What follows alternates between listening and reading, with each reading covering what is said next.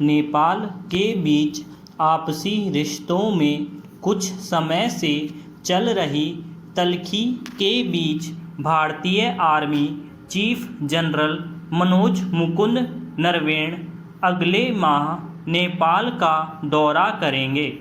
उन्हें नेपाली सेना के मानद सेना अध्यक्ष के रूप में भी सम्मानित किया जाएगा। यह परिपाटी है जिसमें दोनों देश एक दूसरे के सैन्य प्रमुखों को अपने सेना प्रमुख की मानद उपाधि से सम्मानित करते हैं। जनरल नरवणे का यह दौरा ऐसे वक्त में हो रहा है जब चीन के इशारे पर नेपाल लगातार भारत को उकसाने वाला बर्ताव कर रहा है। भारत हमेशा नेपाल का हितैषी रहा है, इसलिए हर कदम पर नेपाल का साथ देता रहा है। भारत के दूसरे अन्य पड़ोसी देशों से ऐसे गहरे संबंध कभी नहीं रह पाए। इसकी बड़ी वजह यही है कि भारत नेपाल के संबंधों की जड़ें अतीत से जुड़ी हैं। खुद नरवणे भी पिछले दिनों कह चुके हैं कि नेपाल के साथ भारत के संबंध पहले भी अच्छे रहे हैं और आगे भी रहने वाले हैं। इसकी वजह है कि नेपाल के साथ हमारे संबंध भौगोलिक, सांस्कृतिक और ऐतिहासिक सभी तरीके से मजबूत रहे हैं।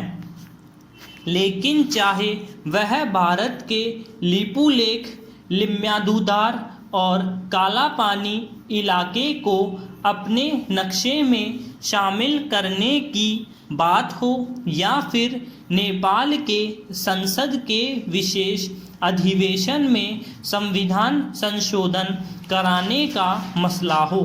नेपाल के प्रधानमंत्री केपी शर्मा ओली जिस तरह से चीन की गोदी में बैठे नजर आए, इन रिश्तों में खटास आना स्वाभाविक ही है।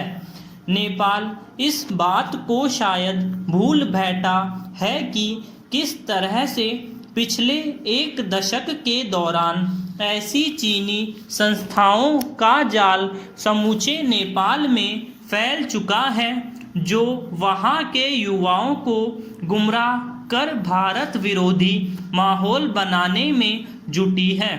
इतना ही नहीं, नेपाल की उस जीवन शैली पर चोट पहुंचाने के भी प्रयास हो रहे हैं जो भारत से मिलती जुलती है।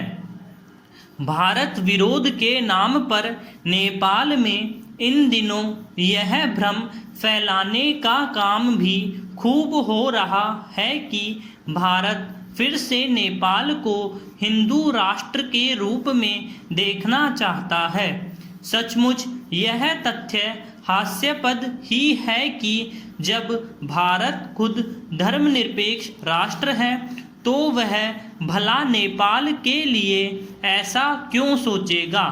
नरवणे की नेपाल यात्रा से दोनों देशों के बीच आपसी रिश्तों की बर्फ पिघलेगी, यह उम्मीद की जानी चाहिए। नरवणे नेपाल को यह जरूर आश्वस्त करेंगे कि भारत के साथ रिश्ते रखकर नेपाल खुद को सुरक्षित महसूस कर सकता है। नेपाल और भारत के बीच आपसी विवाद बातचीत से हल करने की पहली से ही द्विपक्षीय संधि है। नेपाल को समझना होगा कि इस संधि के इतर जाकर किया गया काम उसके लिए ही श्रेयस्कर नहीं होगा।